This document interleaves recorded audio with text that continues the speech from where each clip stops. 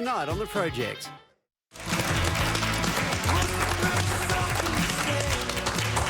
So excited. Well, 60% of men would rather have more hair than friends or money. So it's no surprise that the hair restoration industry is predicted to be worth around $25 billion in the next 5 years. You haven't met my friends. Yeah. Of course, treatments are not what they used to be, with procedures now including beard, eyebrow, even eyelash transplants. But it always doesn't go to plan in the pursuit of perfection. Professor Rodney Sinclair from the University of Melbourne joins us, and the Sinclair Dermatology. Thank you very much, Professor. Let's just get straight into that, because every bloke who has thinning hair, let alone being bald, is with us. Follicular unit extraction. Can you explain that? Is that the old hair plugs? Well, hairs on the scalp grow differently to hairs elsewhere on the body. So if you look at the hairs on your forearm, you only ever see one hair coming out of each pore. But if you get out a microscope and look on the scalp, you'll often see 2, 3 or even 4 hairs coming out of the one pore on the scalp. And that grouping of hairs is what we call a follicular unit. And in a tiny little punch biopsy, sort of about a millimetre or even less than a millimetre, you can punch out all 4 of those hairs, and that will then heal up without a scar, and you can re-implant them in the balding area.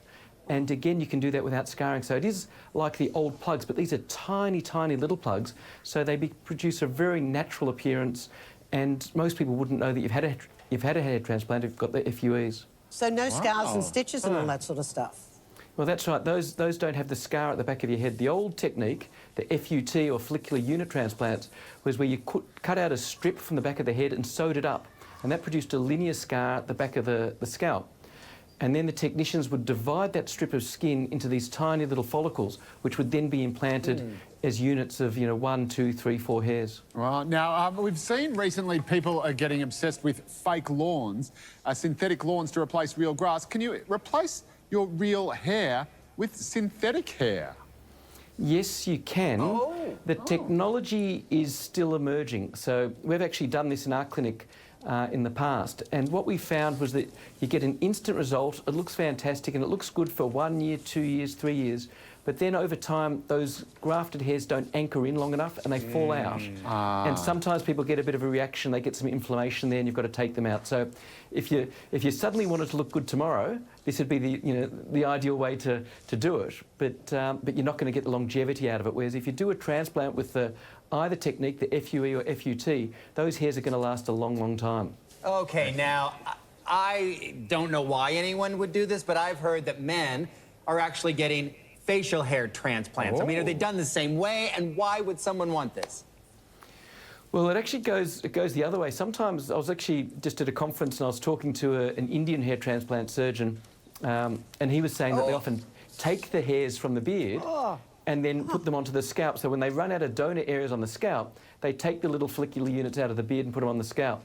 Now, beards are a status symbol in certain religions. So certainly amongst the Orthodox Jewish people, some of the Muslim people, having a long, full beard is part of your status within the community. And in those situations, you can see why people are looking for medical treatments to grow their beard, and sometimes even surgical treatments. But you've got to remember the medical treatments are out there too. They actually are pretty good for people with early stages of hair loss. It's only when the hair loss is advanced or when you need a more dramatic effect that you look towards the surgery. Right. Now, what about eyebrow and eyelash transplants? Are they safe? Yes, and in fact, one of the things that we're starting to see in Australia is that all the women, once they hit menopause, are starting to lose their eyebrows. So this huge burgeoning of eyebrow tattoo parlours to try and replace eyebrows.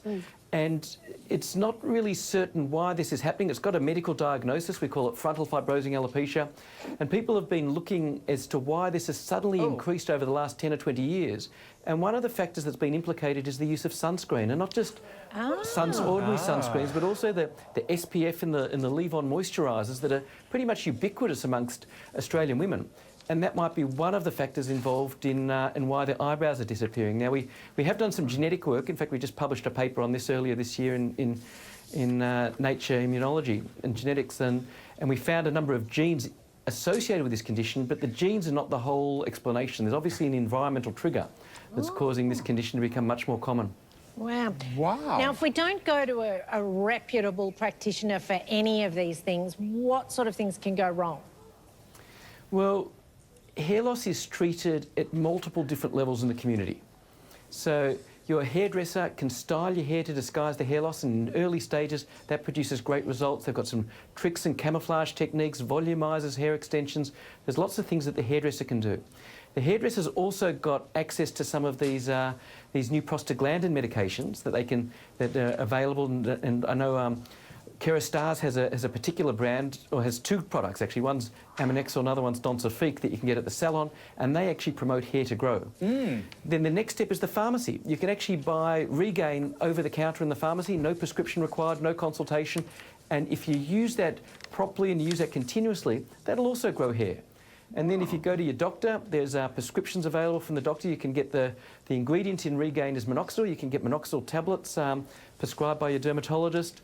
There's other products that can also promote hair growth. And then, of course, you've got the surgery. Now surgery is really technically challenging. So we have hair transplant surgery available in our clinic, but it's only done by people who are doing it pretty much all day, every day. So it's not something that I do. At another stage, we'd love to continue the conversation, but we've got to news and a few issues coming up. But we really want to thank you, because it's a fascinating area. It really is. Professor Rodney Sinclair, thank you so much for joining us today. Thank you. Good We'll be back after this. Thank you.